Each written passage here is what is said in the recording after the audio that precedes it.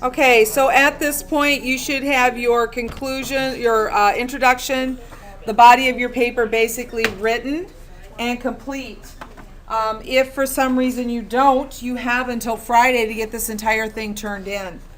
There will be 3 grades recorded. There will be a grade recorded for taking notes, so I'll be collecting your notes page as well. There will be a grade for coding your notes, that numbering and color coding that we did in class. And then there will be a grade for submitting your rough draft. If you fail to turn in your notes and your rough draft or your first draft, it's possible it could make you ineligible. So make sure you get all that to me no later than Friday morning. What we want to talk about now, though, is we want to come back and revisit how to write that conclusion to this type of paper. So as we've been breaking down the pieces of the paper, the introduction, the body, and now it's time to talk about the conclusion, and then we'll go over and I'll show you very quickly how to do a works cited list. Writing the conclusion is very much like writing the introduction. It's actually just a matter of breaking it down into segments. Okay, so how do we get started? We know that the introduction is finished. We know that the body is complete. So now what do?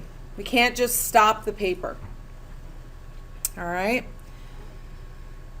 So the conclusion is like putting the final pieces of the puzzle in to get the whole picture. So to begin with, what you want to do is you want to review the main points in your essay that you want the reader to remember most. It's what you want them to hold on to from all the facts and details that you've provided them with.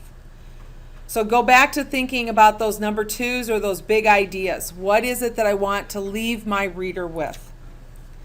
But you cannot just repeat the information. You need to create an overview or restate the information in a different way. So for example, over 100,000 men and women ventured north into the Canadian wilderness of the Yukon in search of gold. While many did not fulfill their dreams of riches, they did come back with a wealth of stories of their adventures and hardships. So it's taking that big idea.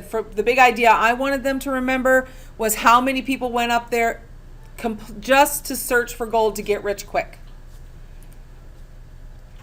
So after you get a couple sentences, it might be 2 sentences, it might be 3, and longer essays, it could even be longer than that. But with what you guys are writing, you're looking for 2 to 3 sentences there. Then we have to finish with the so what. That's the very last sentence of our paper. The so what is to provide the reader that thinking point. You want to leave them wondering or pondering about something that you've presented to them. So it's also the opportunity for you to provide your analysis of what you just presented in your research. It's like saying I think without using the actual words I think. This is an academic paper, so when we come back from Christmas, one of the things we're going to talk about is should be written in third person. So we don't see words like I in a research paper. Okay? So here's an example of a so what question, or so what statement, excuse me. It is in human nature to seek the quickest path to wealth, as did many of the stampeders who trekked to the Klondike only to discover that true wealth is not in gold. So it's an analysis of all the information that's been put together based on what you think happened. So it's an opportunity for you to express kind of your views. All right, so when you get all that put together, you might feel like you're finished.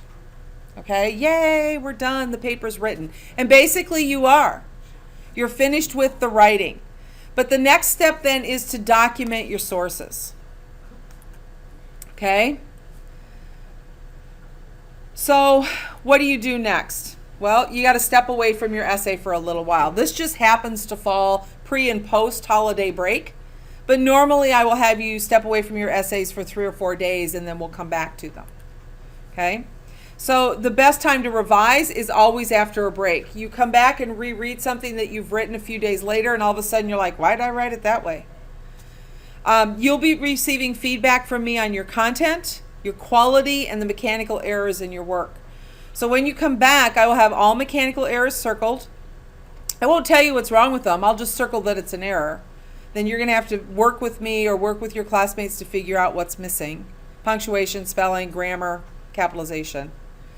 I'll make notes about things you do well. In other words, I'll underline something, I'll star it. If I star a word, it means great word choice. If I star a phrase, this is wonderful. If I star the whole quote, I might circle it and put a big star, like this is awesome, it fits here. So I'll provide you with that kind of feedback. I will also provide you with notes in your margin about things you need to change. This is confusing. This doesn't make any sense. If it has an I, it's an incomplete sentence. If it has an R, it's a run-on sentence. There's some codes that we use when we're going through and providing feedback. All those things need to be fixed, repaired, or enhanced before you get to your final copy. So you're going to go back over that essay, you're going to make revisions and corrections, and then you're going to submit it, and then I'm going to grade it. When I grade it, I'm going to just read it from top to bottom, and I'm going to use the rubric that I'll go over with you, and that's how it's going to be scored.